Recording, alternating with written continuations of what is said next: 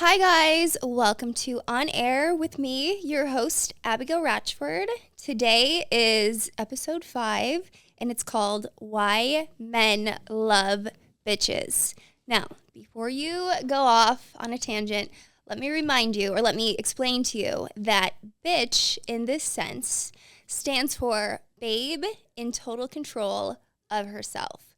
So we are going to get into the mindset behind it, some tips on how to be a bitch. And there's a lot of books that have been written kind of about this whole idea. One of them is actually called Why Men Love Bitches. And the original one, the OG book, I believe, is called The Rules.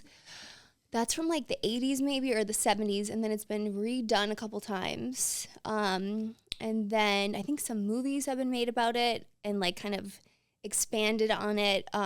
Okay, so to begin, we are going to first start with the basics, which is the mindset. So mindset is everything. Just like in life, mindset is the basis and the foundation of where you will make all your decisions, where your actions spring from, all of that. So the key to the bitch mindset is abundance. You need to know that if things do not work out with this dream man, there are a million other guys who would be lucky to have a woman like you. Okay? So I think that the abundance mindset is something that we're always kind of taught in life in general. Like, oh, if you want to manifest this, and if you want to manifest wealth and all this stuff, but sometimes it's hard to keep that abundance mindset when it comes to dating, because we appear to be this independent, badass, bad bitch. But then when we get into a relationship, we slowly kind of slip into like that wifey mode where we're playing house and we're cooking for him and, catering to him and kind of making the man the center of our world sometimes. And I feel like that kind of helps, or that kind of sometimes, without us knowing, like puts us a little bit into like the scarcity mindset, because we think, oh my God, this guy's perfect, he's my dream man, and we forget that there's, plenty of fish in the sea. So we need to kind of keep that in the back of our heads. Like, if it doesn't work out with this person, even though he is great, there's plenty of guys, there's millions of men that would be lucky to date a woman like me or you, whoever. So I feel like how when we first get into a relationship, like when you're in that talking stage and you are independent and you're still hanging out with your girlfriends and the guy is pursuing you and he's like in love with you, chasing you, and then fast forward a year later and you're, fully immersed in this relationship and you feel like he's maybe like taking you for granted a little bit.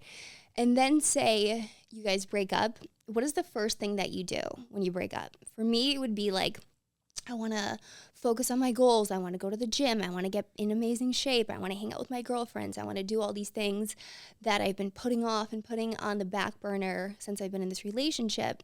And we always kind of have that list that we always go back to when we're heartbroken and when we want to have like a comeback moment kind of. That list should be something that you prioritize the entire relationship, not just at the end of it, not when it's over, for you to be like, oh, this is my revenge body, my revenge, tour, whatever. That should be something that you always do no matter what. Even if you get married, you should still have keeping like my dreams number one, spending time with my friends, having my own life outside of the relationship, focusing on my health, my physical health, my mental health, my emotional, spiritual, all of that stuff should be number one, because your relationship with whoever, whether it's friends, a guy, even family, sometimes could be temporary, but the relationship that you have with yourself is lifelong. And you have to look at yourself every single day in the mirror, and you should be proud of the person looking back at you. So I just want to expand a little bit more on the original book. So this book, the one that's called The Rules, I think it came out in like 1981 or something, but this book at the time was so controversial because all these women, especially women who are like feminists and stuff, are like, what is this backwards thinking? Like, you shouldn't have all these rules and all of these things. Like, you're pushing us back so far, women should be independent. If a woman wants to make a move on a guy first and like initiate date plans, she should be able to do that. And then it's kind of been proven over and over again that men and women are just wired differently. Like biologically, men are inclined to hunt. They want to chase, they want to pursue. And the more effort and energy that they have to put into a woman, the more that they will value her in the long run. So with that being said, there are a ton of, the book has like a lot of rules that are kind of like, does this really need to happen? Where it's like, let him call 3 times before you pick up. Like that stuff is kind of a little bit too specific, but the whole basis is like, you should have this very, very full, exciting life, and he just adds to it. Like he adds like 5% to your already full, amazing, exciting, colorful life. And with or without him, your life is going to be exactly the same, basically. In the initial stages, I feel like there's definitely some rules that I took from that book that I do implement, which is like never sleep with the guy in the first date. I don't care what, I mean, if your plan and what you are looking for is something casual, or you're just on the rebound, or you just want friends with benefits, then that's fine. But if you actually are looking for a relationship, you cannot sleep with a guy for at least 4 dates, I would say. And definitely watch your alcohol consumption on dates, because you never want to be out of control or, end up doing things that you don't want to do. So even, what was that show that was on a couple years ago, the Millionaire Matchmaker with Patty? I don't know if you guys have ever seen it, but Patty Stanger, she kind of had the same rules, because she would throw these mixers with these millionaire men and have all these girls that were like gorgeous. And she said, you have a 2-drink maximum. And everyone's like, why? That's so stupid. And she's like, these are my rules. This has worked for me for so many years. I've, matched so many people, all this stuff. And it's kind of true. Like, if you drink, you're going to not act like the caliber and the quality of a woman that you want to act like, especially that early on, because, it is kind of the first impression. So you want to be fun and, you don't want to be uptight, but you still want to be classy, composed, carry yourself well. You don't want to be like crying at the end of the night, spilling your guts to this guy who you just met. And that's another thing too. Do not overshare. So in the book, it says, do not be emotionally slutty, which I feel like sometimes we kind of want to expedite this bonding and this feeling of being like, oh my God, it feels like we've known each other forever. I hear it all the time from my girlfriends. I've probably said it before, where you're like, it's so weird. Like, I feel like I've known him forever. We could just talk about anything for hours, which is amazing. But like, the truth is, you haven't known him forever. You've known him for a very short time. And if you just spill everything so early on and all this stuff, it's like, where is there to go from there? You know what I mean? So I feel like it's better to, if you really want this relationship to kind of have a long shelf life, you need to just give away parts very sporadically and like let him ask the questions. Don't be just like emotionally dumping on him. No guy wants to feel like he's basically an unpaid therapist where you're talking about your exes and how you have the worst luck with men and this guy cheated on you. That's another staple of the book.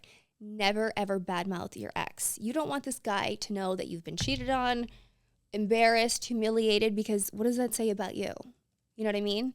Not saying it's your fault, but just saying that maybe you didn't value yourself enough to walk away from these situations because you kept attracting it.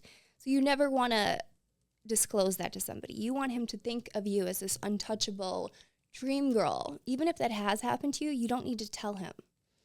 Just say, yeah, it didn't work out. He's a good guy. We just wanted different things.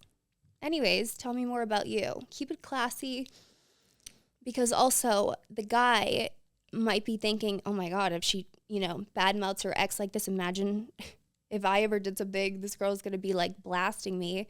So don't do that. Keep it light, fun, and classy at all times. I feel like I don't even know the last situation that I was in where I overshared, but I feel like there's definitely one kind of situation that I know people overshare in quite often, and it's when a girl is freshly out of a long relationship and she's on the rebound. That's why for me, whenever I go through a breakup, I definitely like to be alone for a while, like just focus back on myself. And, meeting somebody new is never my priority, because if you're unhealed and you're just trying to replace your last person with a new temporary person, it's going to come off like as thirsty, desperate. You'll be, spilling your guts. You'll be drinking too much. And then before you know it, you'll be emotional, missing your ex more, and then oversharing because you are just a mess emotionally and you haven't healed and you haven't done the work to navigate the breakup. So I think that that's also a thing, is like, everybody kind of deals with breakups differently. And I think we talked about this on a separate episode. But for me, I would say go on like a man diet after your breakup for 3 months, say. It doesn't have to be forever. 3, 6 months, whatever. Focus completely on yourself. The guys will always be there. Don't you want to meet somebody when you are healed, confident again?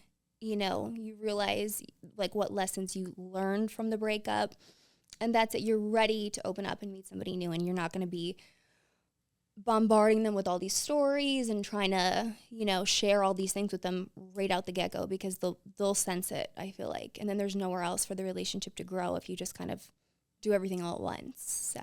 So there were also a couple other key points that I took from these books, because I feel like in my last relationship, I really kind of, let's put it this way. I feel like after my last relationship was over, I reread this book, because I was like, how do I, who's this extremely, I consider myself very, very independent.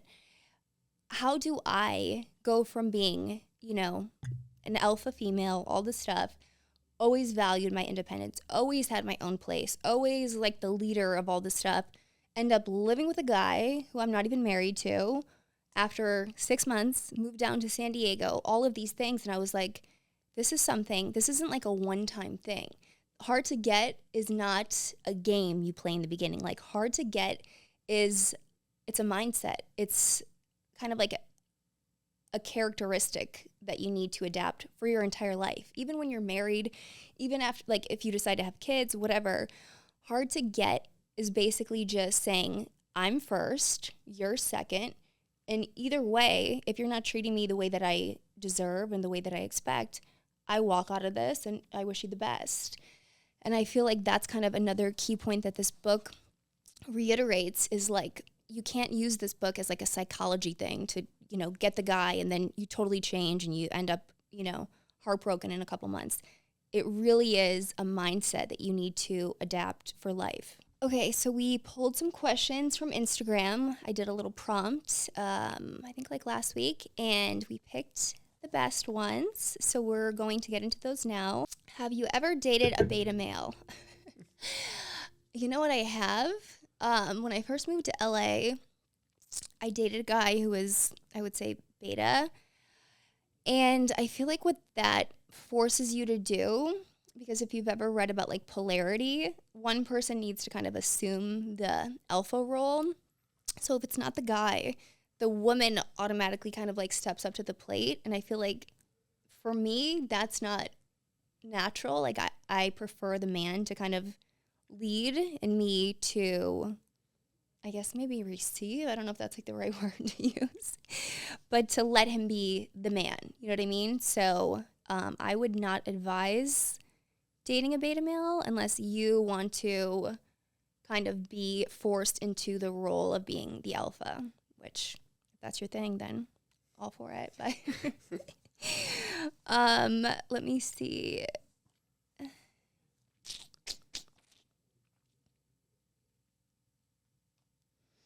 Do you think relationships where the girl is more into the guy ever work? I don't.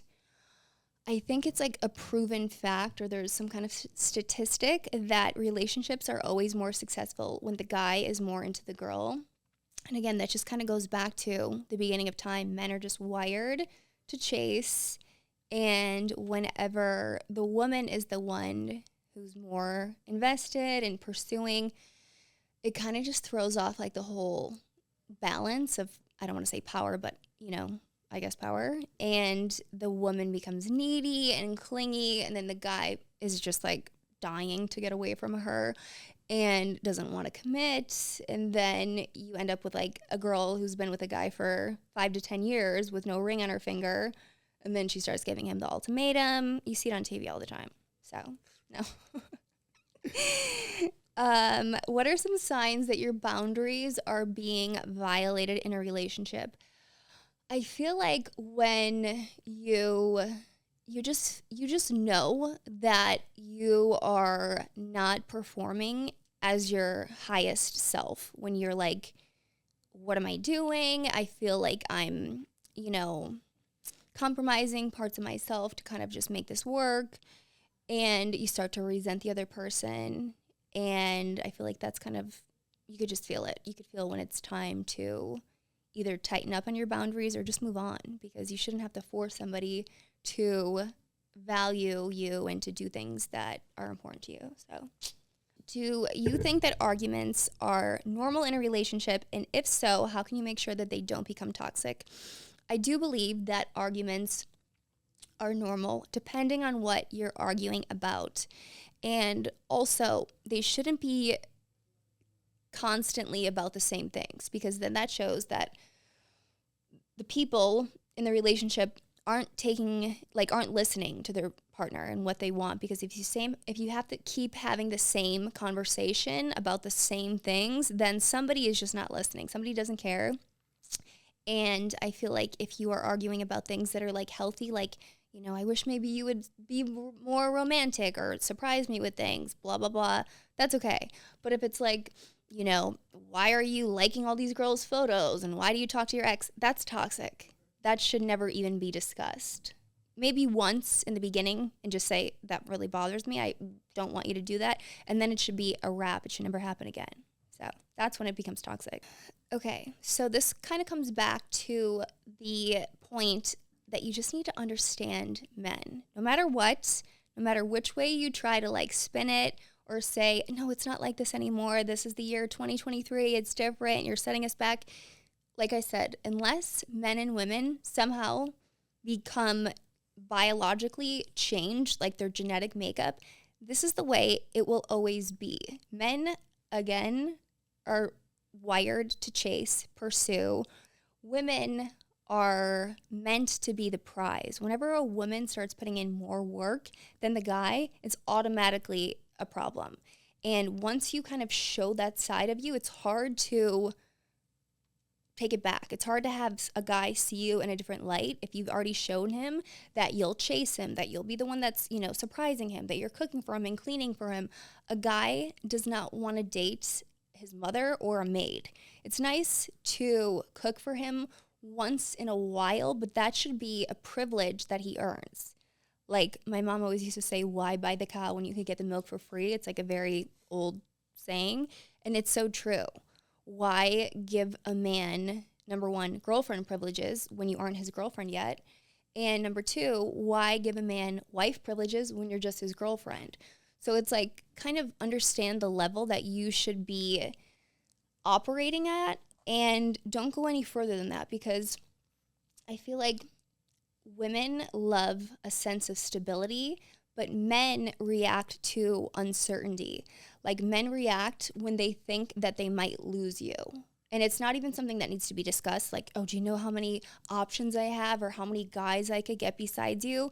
If you're a high value woman, a man isn't stupid. He knows that. You don't need to try to rub it in his face or, make him jealous.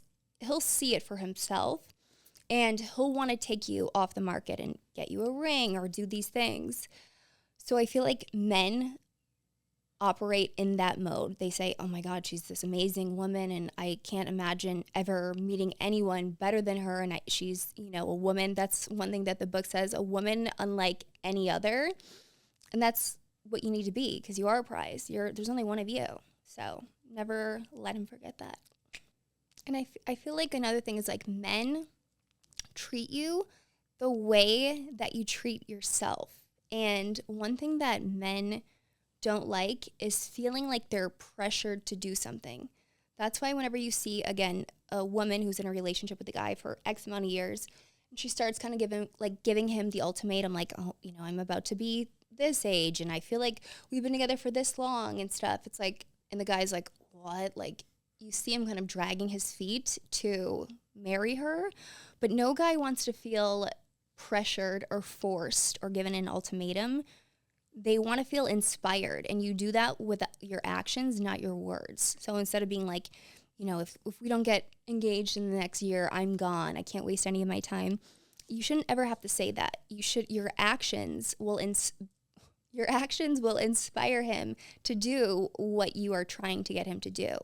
And you do that by basically bringing value to yourself. It's like drawing inwards. You don't chase, you attract. So again, you focus on your goals, you become the best version of yourself, and you stay the best version of yourself. You have a full life, you're busy, you're killing it, you're successful, you're making money, you're doing all these things, and he realizes, oh my God, I want this woman to be my fiance and then my wife. He does that without you ever having to tell him to do it, by your actions, not your words. I'm trying to think if there's any other key points that I got from the book that I need to stress or reiterate. I think one of the things that I've done myself, I've been guilty of this, is like, it says, unless there's a ring on your finger, do not ever post your man on social media. You can post somebody, but don't tag him, don't do this stuff, because say you guys don't work out, I feel like that kind of increases his like street value to other girls. This is so weird, but it's so true, because girls are extremely competitive. So if they see this guy that maybe they would have never considered or something, and they're like, oh, she dated him and she has this amazing life, so he must be responsible for it. It's like his value goes up even higher, which is kind of weird, but I feel like it relates to me and people that I know, so I'm going to share it with you guys. And also, again, it's like, when you do post that, you're basically saying you're completely off the market. And for men, subconsciously, they feel like a little sigh of relief, because they're like, oh, well, she's, she's showing the world and all these other men that might be trying to pursue her that she's taken by me, so I have nothing to worry about. And you never want a guy to get too comfortable like that. So I would say, unless you're married, you don't need to like disclose who you're dating. I'm trying to think what else. Don't act jealous, controlling, needy, clingy. Don't ask too much about his past or his exes or all that stuff. Like, we all have a past. There's no need to, dig up all of his former relationships and flings, because it just makes you look like you're threatened or you're not confident in yourself. I'm trying to think what else. Don't buy him anything at all, ever. Maybe just for his birthday, that's it. But don't accept any last minute plans. You never want a guy to ask you to go out on a Friday, like for a Friday night on Friday morning, because you have a million other options. And again, this is how you make a guy act the way you want, with your actions, not your words. So if he hits you up on like a Friday, hey, what are you doing tonight? You want to get dinner? You're like, no, sorry, I already have plans, maybe next weekend. In his mind, he learns, oh shit, I gotta like stay on top of my game. This girl clearly has a million other things to do. I can't just surprise her at the last minute. And even if you don't have plans, just say that you do. You need to almost train men in the beginning. It sounds weird, but again, like, they're like a sponge in the first, I would say, like 3 months. The beginning 3 months, they're very moldable. And that's how you need to almost train them in the way that they have to treat you. And you do that again by your actions, never by your words, because you don't want to be like, it comes across as kind of, oh, she's clearly shook, she's upset, I didn't text her all day and now she's like mad at me. Whatever. He didn't text you all day, you don't even notice. You were too busy. Okay, guys, so the episode that's going to be after this is kind of expanding on this one a little bit, so this is not the end of this discussion. We have a lot more to cover, but today hopefully was enough of some good info for you guys to take away. And again, this is not like a psychological thing. You're not trying to manipulate anyone. This is a mindset that you need to kind of keep for the rest of your life if you want to have successful relationships. And, you know, if you want the relationship of your dreams, you don't want to be in situationships or with these fuckboys. You want to be treated like the queen that you are. So until next time, see you guys. Bye.